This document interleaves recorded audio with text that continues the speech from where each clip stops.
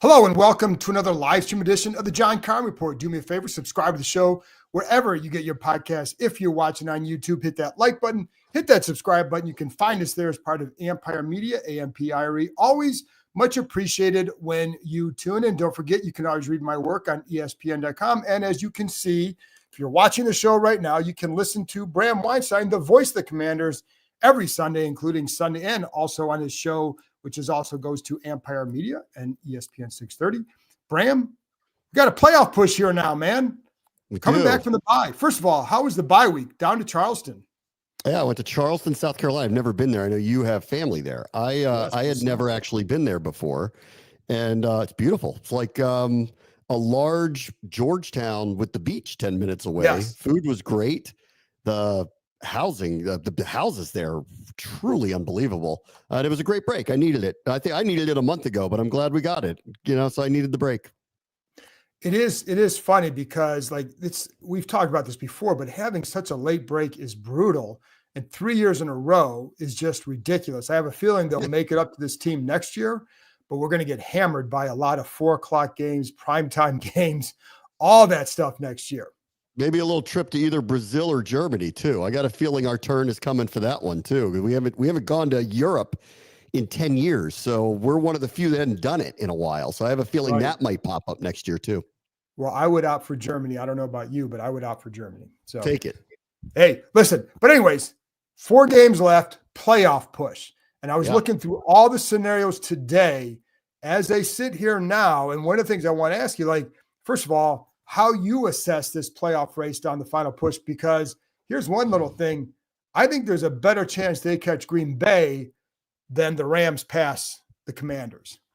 I think, the option of that happening really probably comes down to this weekend with Seattle and Green Bay, which is, the more I think about that game, I can't figure out which one I want to have happen. Do I want Seattle to win and separate a little bit in the NFC West?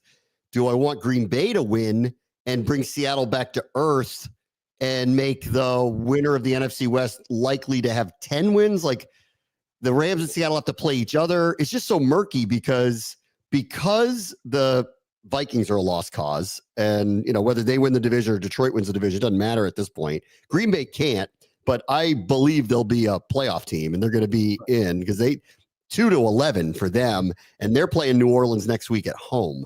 So, and they're going to end, I think, with Chicago, there's somebody in between there that's Green Bay has Minnesota. They have to play at Seattle, at Minnesota, home to New Orleans, home to Chicago. Home to Chicago. So let's just say they win the home games. That's 11 for them. So to me, they're a lost cause. And maybe Washington catches them at 11 if we go 3-1, which I think is very possible here. 3-1 down the stretch, very possible. But the murky part is, and this is the difficult part, I think we can both agree the division it's not off the table, but it might as well be. And because of that, there's only one path in. And because Minnesota has the record they have, it's just tricky. So there's a lot of scenarios. And, I thought all along 2-2 would be enough. But the more you go through it, it may not.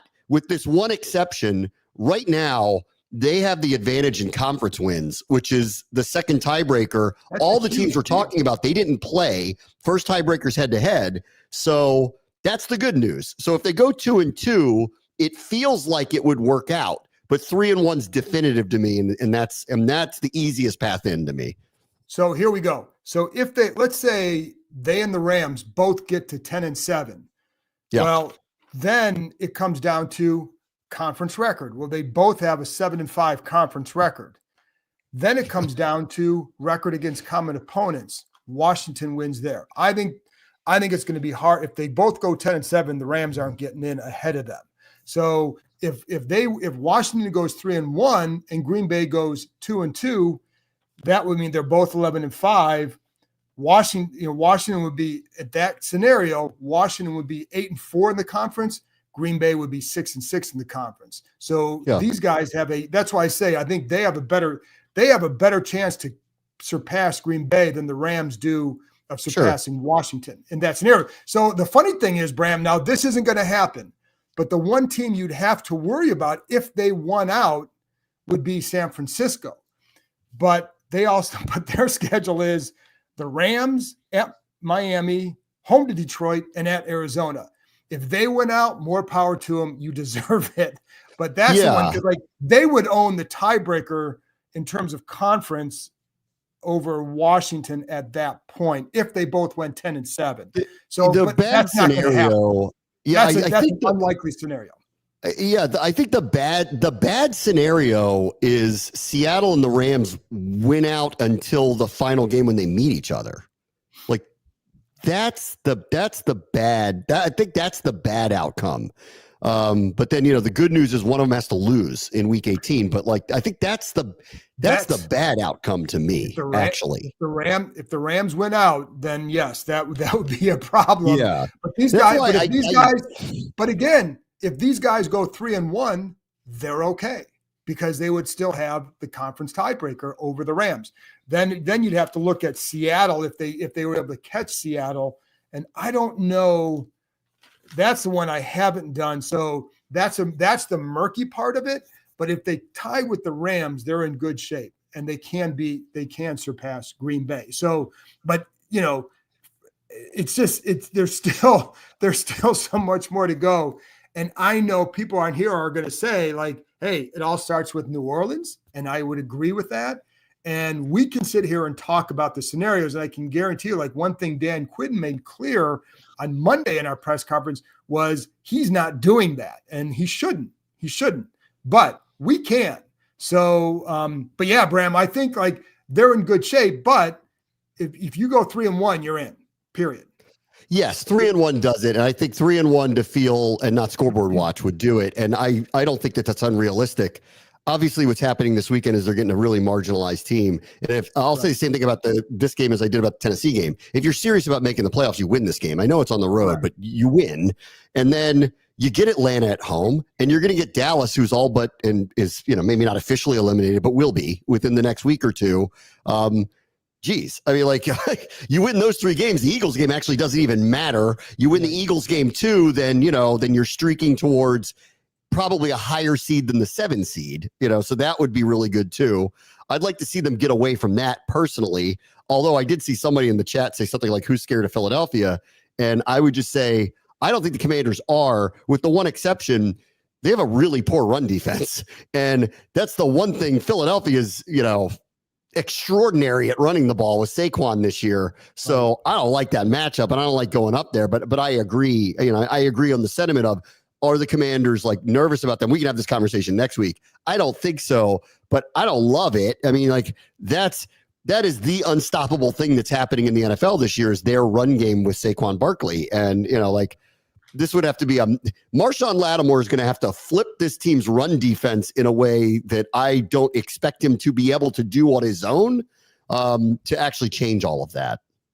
Right. And by the way, Seattle has Green Bay, Minnesota, at Chicago, at the Rams left. So there's their finishing touch. That's not an easy schedule. That's why man, this year is what this team has done has been really, really good. And to go from 4 wins to 8 and possibly now 10, 11 wins, they should get to 10. They better get to 10 with the schedule. That's really, really impressive. But man, they need to take advantage of this year as well because things are breaking right for them in terms of the schedule and who they're playing and when. And I think they've done a terrific job. Like, you can only beat the teams on your schedule. And I know they've lost some good teams, but they've taken care of business against the bad teams except for 1 game. So if they do that, then you have 11 wins, or at least 10. So before we move on, just real quick, here comes the inside thing of my podcast. Since it's on Empire, I feel we share the airwaves just for a moment. So people are actually tuning in now, which is good.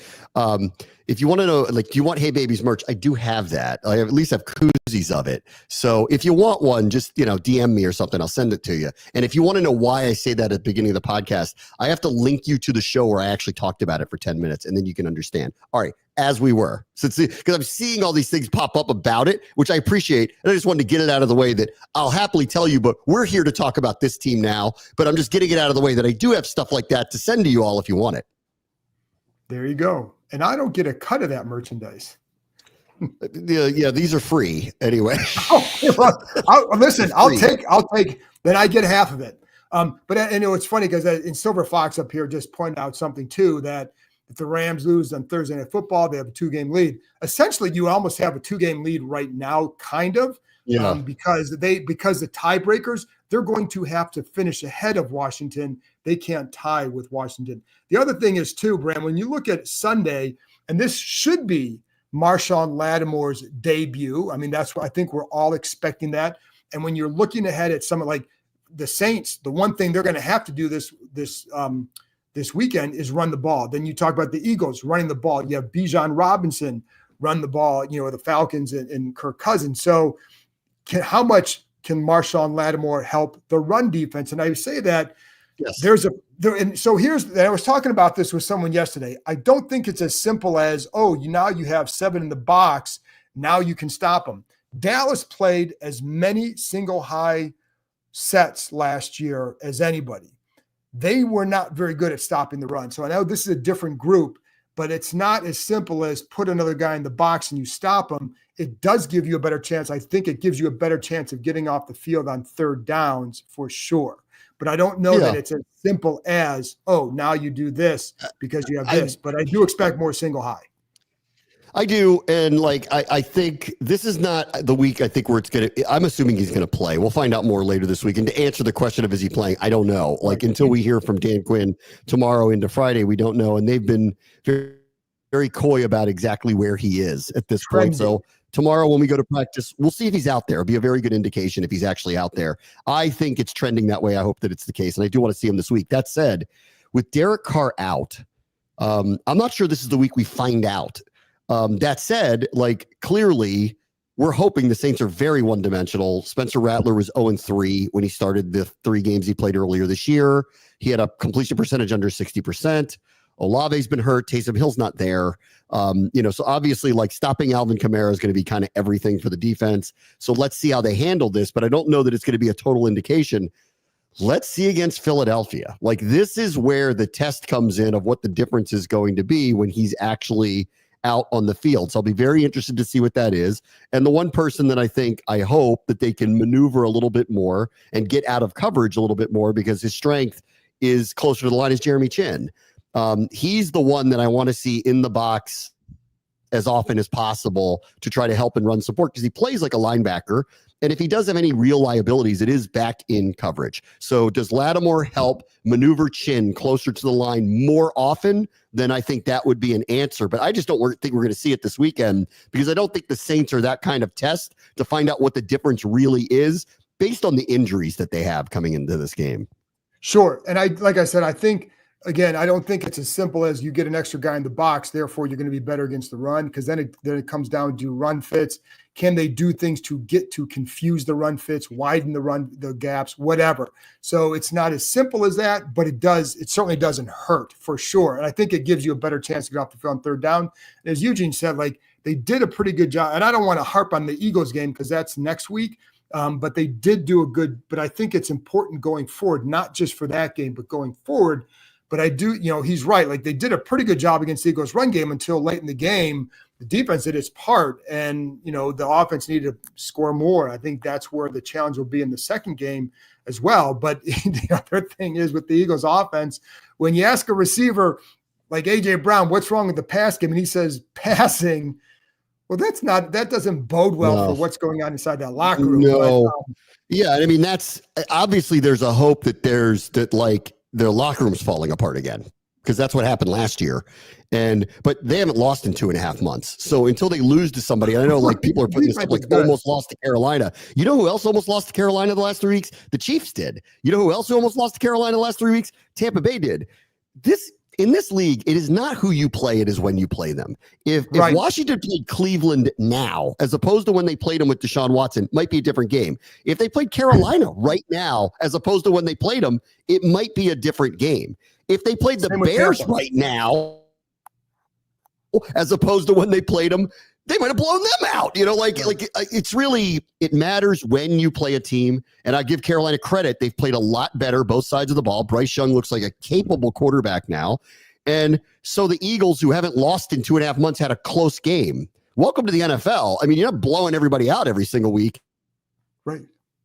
And their locker room may or may not be a mess. They just keep winning. And until that changes, I'm not buying into that they're careening off a cliff. Well, their defense is really good. I really, really like their defense. And it's funny because I think E puts up a good reminder here for people. Like, just remember what he was saying to himself for the past couple of seasons. Just want to be contenders and relevant in December and late in the season, and they certainly are. Now, as someone else said, for them, is winning, is getting to the playoffs enough.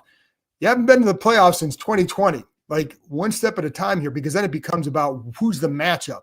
So just because, then can you do something? And if it's Philly, that's obviously a tough matchup. So I think, that's something to keep in mind. But here's like Mr. Kendall talking about, we don't play. We're not the ones you have to worry about. If the players are talking about something beyond the New Orleans game, that's a problem. We're not players. So we can talk about what is going to happen over the next 4 weeks, because what we say doesn't impact what the team does. So, yes, it's one game at a time, and yes, all that, but we're not, right, Bram? I mean, we're not a player. So we can look ahead to Philadelphia, because I don't need, I can write my stories. It doesn't, I don't need to write it one at a time. So, I don't worry about how we say. If you hear the players talking about that, and I'll say this, like, Quinn was really good, and he's been very good. This team has been very, very good at looking what do you need to do today, Wednesday, Thursday, Friday, Saturday, Sunday. They've been really good at that. So you can take solace in that. But what we say is irrelevant to that. Listen, like, you want a reminder, and I know this is all new for all of them, and this will fall into the category of one game at a time, and I agree with that.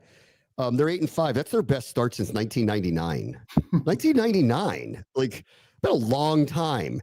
9-5 would be their best 14-game start since 1992, right? And then, like, the Saints, it's crazy. I couldn't believe this, but I guess it's true because Drew Brees was playing there for so long. They're trending towards a 10-loss season.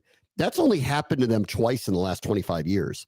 So I agree with the sentiment of, I think we keep our head down and pay attention to what's in front of us, because I'm not taking anything for granted. I will say this, though, coming off a bye, the way they looked against Tennessee and what happened in New Orleans last week, losing their quarterback, and the way that they've gone, I feel like they're going to go down there and win. And I know I shouldn't feel that way, and I shouldn't outwardly say it, but I do. And I think that's why we're trying hard not to get ahead of ourselves, but it's hard not to a little bit. You know what I mean? I mean, again, we don't play. It doesn't matter what we say. So it matters what the players say. The players are not looking ahead. Let's be clear here. I have not put on pads in more than 35 years. So, like, we're okay talking about it here, because if the players are, again, so I'll give you an example.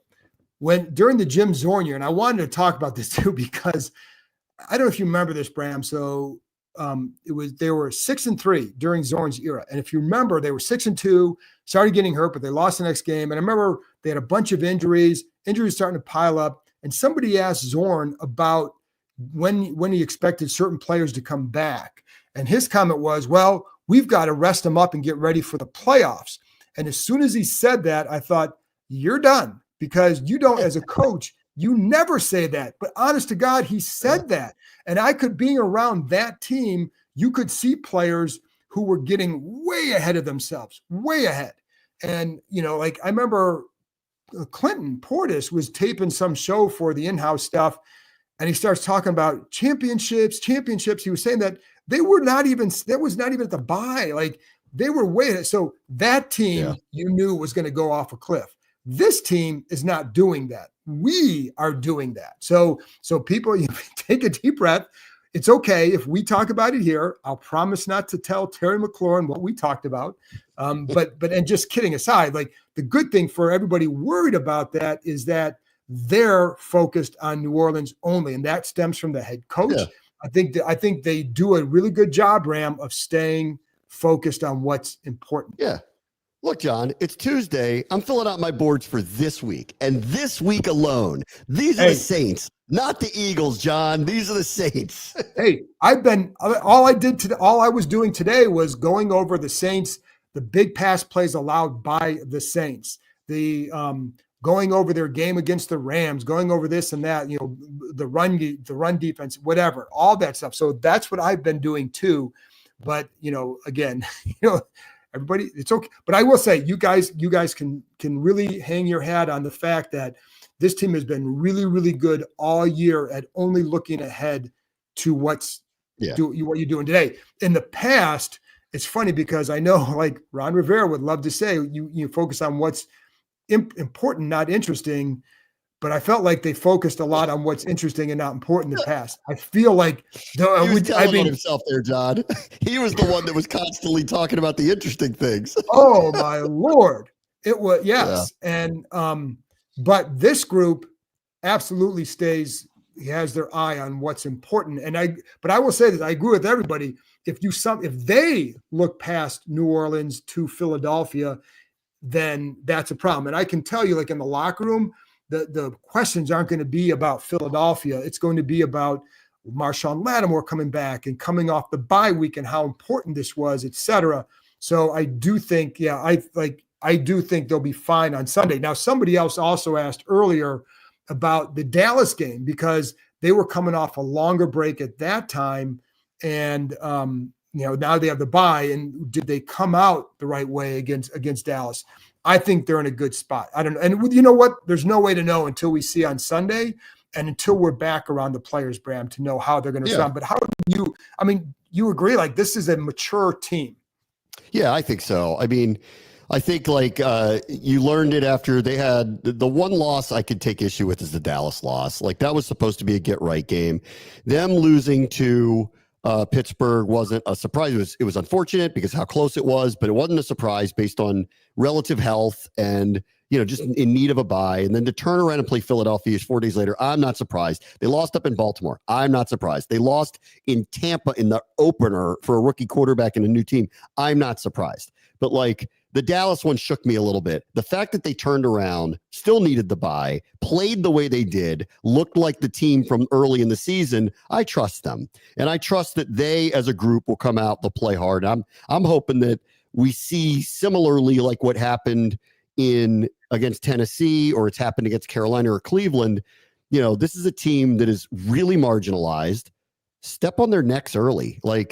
Someone said this to me the other day about something. They were like, the disappointing part about the Dallas game was where they were at the time. That was a team that was just preparing to quit. All you needed to do was get a 10-point, 14-point lead. And that game never would have been as close as it was. This is another one that I don't know. They've had so many injuries. They clearly are going to have a very hard time making the playoffs. If you get out early on them, what are they going to look like in the second half? And could this get away from them? And that's what I would like to see. Let me ask you something, because I think this is what I'm very interested in seeing is what adjustments are they making specifically on offense? Yeah. I know defensively, we've talked a lot about Lattimore, and obviously they need to improve their rush D. Hopefully having a Pro Bowl corner and hopefully he's healthy helps do that. Maybe there are some other adjustments.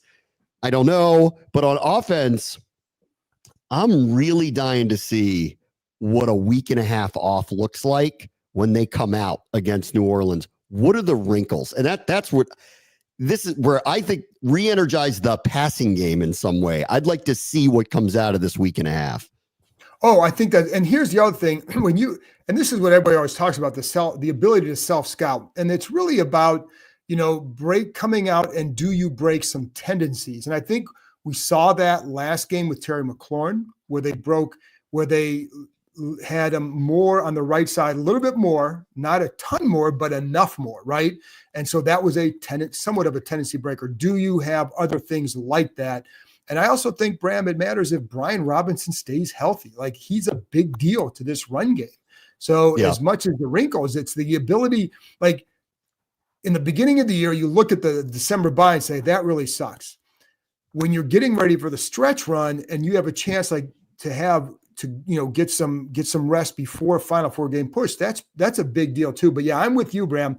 I think, just to see not just are there whatever wrinkles there are, or is there what tendency breakers are there? And are there other things you can get to as Jaden Daniels continues to progress with the playbook, with not just the playbook, but maybe the speed of seeing certain things, right? And I think, it's funny because one of the things, and this is not a wrinkle, but it would be a development for Daniels is, and I was watching the Browns play the Saints today, And one thing that Jameis Winston did, he had 2 big touchdown throws because he broke out of the pocket and kept his eyes upfield. Not just, and Jaden does that, but then it's the ability to finish the play down the field. And he did that. And so those opportunities, I believe, will be there because the Saints leave gaps in their rush. So like, that's not a wrinkle, but it would be a growth for him to not just get out of the pocket, keep your eyes up, but then hit the big play down the field, because I think it will be there. So there are a lot of things there's a lot of things I'm curious to see, and his development is always the fun thing to watch, because I mean, we're in the beginning stages of watching this kid play. Like it's funny because I think, was it Joe Buck on Monday Night Football a couple weeks ago said, well, Sean Payton is doing with the rookie, and someone said, what about Dan Quinn? Well, Payton's the only one doing it with the rookie. It's like, has everybody forgotten that Jaden Daniels is still a rookie? He's looked good all year. I think, so he's never looked the part. That's why people have forgotten. He's looked so good. I mean, in the NFC right now, who's playing the position better than him? Jared Goff. Who else? Sam Darnold, maybe. Darnold's looked really good. You got to give him credit, because he's been a great year. Who's playing the position better than him in the NFC right now? Like, name them. Like, they're not. Like, maybe Goff. Like, that's it. So Goff would he's be having the one. that kind of year. The ones I want to see, though, I'm very interested to see this week. And moving forward here, can we get Olamide Zaccheaus and Luke McCaffrey a little more involved than they've been? So is there ways to get these secondary targets a little more involved than they've been? I do want to know about Noah Brown. Remember, he got hurt in the last game, so I want to see how available is he. That's an interesting. That one's gone under the radar. And the other one is this. Right. And I love Jeremy McNichols, and I am all for competition. Like fighting for your spots, winning your job, consistently competing. Jeremy McNichols earned the spot on the roster. He's been great on special teams. He's been a captain. He had a couple of really good showings running the ball early in the season.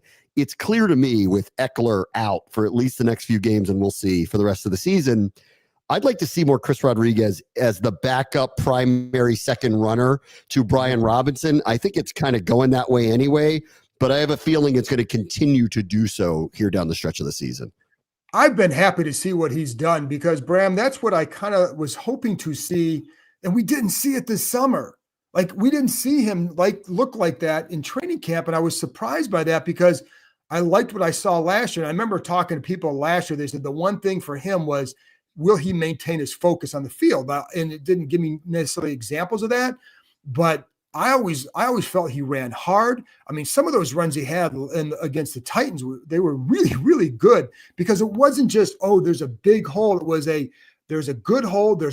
You press the hole, you get the linebackers in, you're cutting up. It's like the vision was there. Like, everything was solid for him. So I agree with you. Like, you can have a nice 1-2 punch, and it limits the wear and tear on Robinson. Like, it's so important to have that second guy. But I agree. Like, he's, I think you're right in the way he's trending with them. So yeah, for sure. But you're right. Like, Noah Brown is another big one. Here's the other one, Jamison Crowder. They're opening the window for him to come back, and that would be as a punt. That would be one, as a punt returner, and two, one of the things that he does well. Like, he's not going to be a big time target for them, but what he does do well is he gets open quick.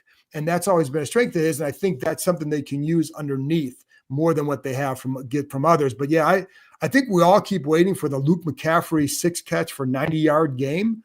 Yes. I don't know, at some point you got to figure it's going to come, but maybe this weekend, and again, they give you escape hatches on that pass rush.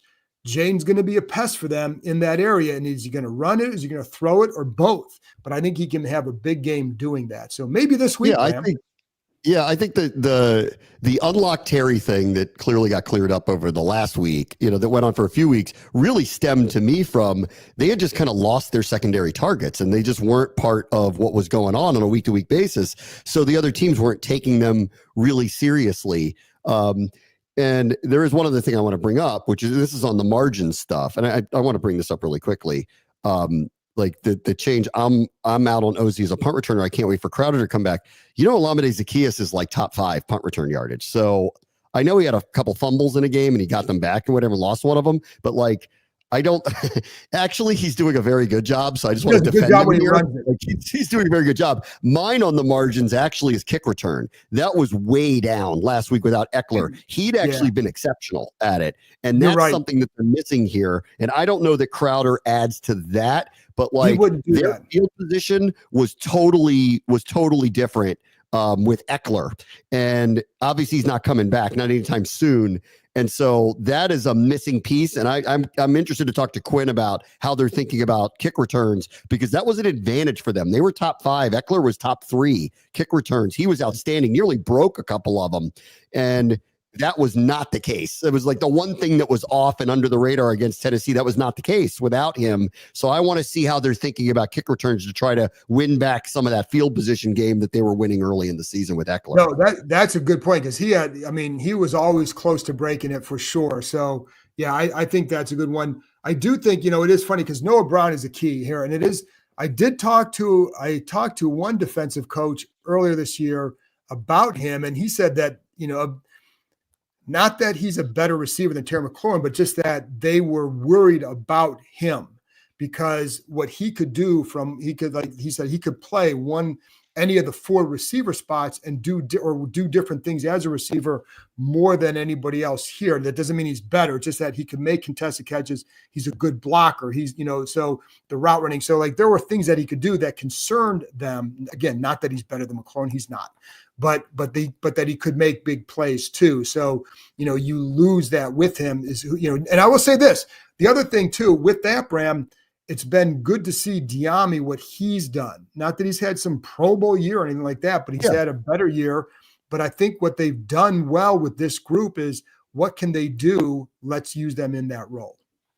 I agree. All right, I got one thing for you before we go, because I saw this earlier, and I think it's a good question. I want to see what you think of it too. What do you think of Bill Belichick becoming the UNC Tar Heels football coach? I was shocked. Like, I thought for sure that he wasn't serious about that when I saw the reporting about it. I couldn't believe that he agreed to that job.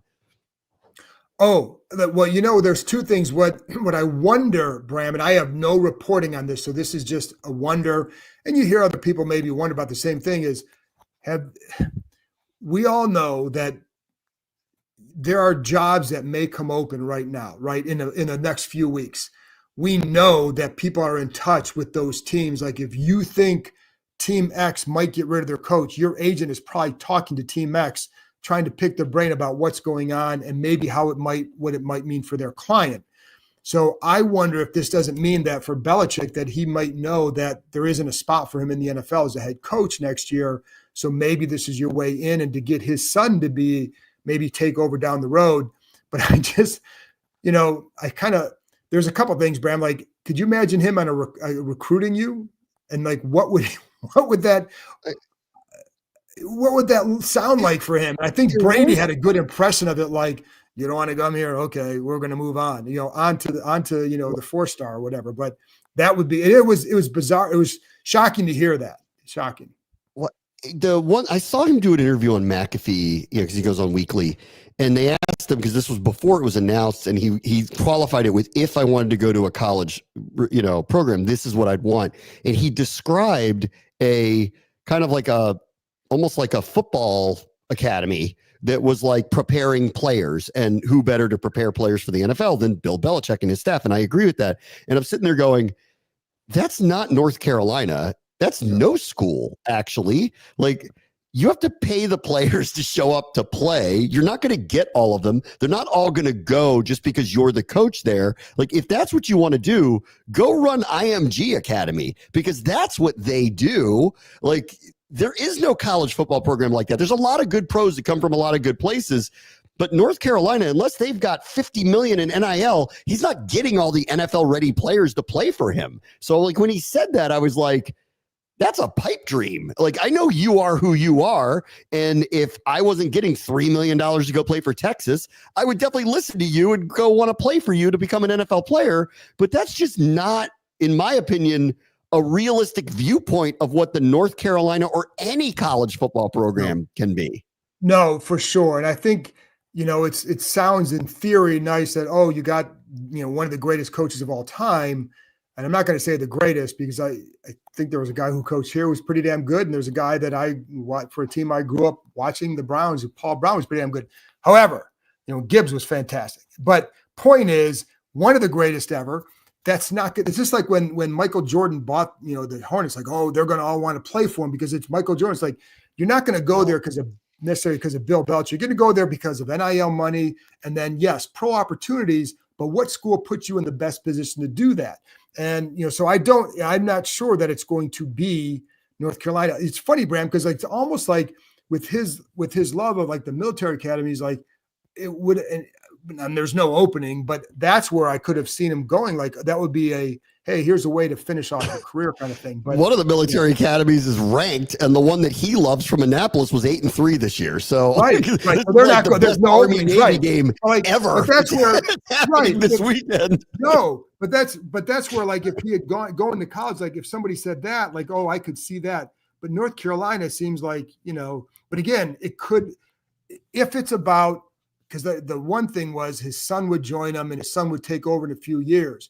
If that's the case, like, well, I can kind of see that. Or 1 year. I mean, I think largely to me, the thing that really got me about it was it's to your point about, like, there's no way he's not already talking to the people who have openings or perceived to have open. Like New Orleans is going to have one. The Bears have one. So those are two of.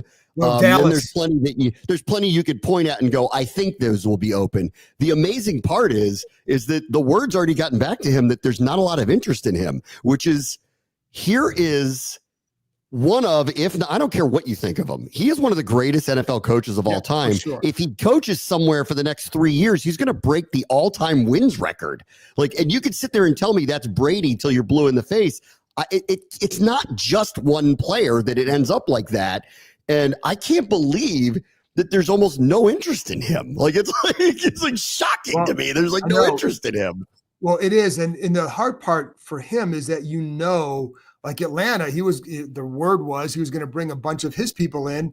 So if you're in Atlanta and you're sitting there trying to make a decision, like, well, if I say, yeah, this guy, he's going to bring in all these guys and like, we're out of a job. Like, well, of course you're not going to say, well, this is, so I think the fear of that and him coming in over and taking over an organization is different than him going to coach a team. Right. So I think that's the thing that you'd have that I think probably scares teams. And then it's like, he's an older guy. Like, it's hard. You know what? You know who you ought to let take it over? The Bengals, who have Joe Burrow. Let him go ahead. Go ahead, take it over. We have a superstar quarterback. Take it over. Go ahead. Yeah, no, I mean, that's for sure. And then I'm also curious to see what happens in Dallas, but that's for another time. But yeah, I'm surprised that it just feels like it's not quite real. And is there another motive behind it? But I do believe that at this point, agents start to know who's probably going to be coming open, what teams are going to be coming open before that, the media knows for sure too. So I think they would have done their due diligence at this point to know. And the good news for you, John, is you don't have to follow Ben Johnson and whether he wants a job or not this time. Isn't that amazing for you? Yeah, no kid. It is unbelievable. Listen, man, Bram, like if all works out, this is the group that we're going to be covering for a while. And I think so. Yeah. And I see no reason why I wouldn't believe that, like from GM to coach to quarterback, like each one of them has had a really good year. I mean, so, there's no reason to think it wouldn't be like that. But I mean, you never know what happens in this league, but there's a lot there. You can look at this franchise and say it's in a dramatically better place. And just, I know people don't want to think back 2 years ago where they were, but my God, how the distance they've traveled in a short time. It's unbelievable. So here's the other thing with Ben Johnson. We don't need to get into this. Yeah, no Ben way. Johnson, listen, here's what we don't know about. Like, here's what I know about Ben Johnson. He's a really good play caller, really good offensive mind. That's it. I don't know, like, can he create a culture? That's Dan Campbell in Detroit. He created that. And so, like, can you create that somewhere? When Quinn came here, like, that was the number one thing I'd hear from people is that he is one coach told me he's the most intentional. He does the best job of setting the intention for the building of anybody he'd been around. Right. And so like, you knew he could do all that. It was, just what other factors were there? Ben Johnson might be a really good head coach, but we have no clue how he'd do in front of a group and organize a team, et cetera, et cetera, et cetera. So who knows? That one's over, Bram.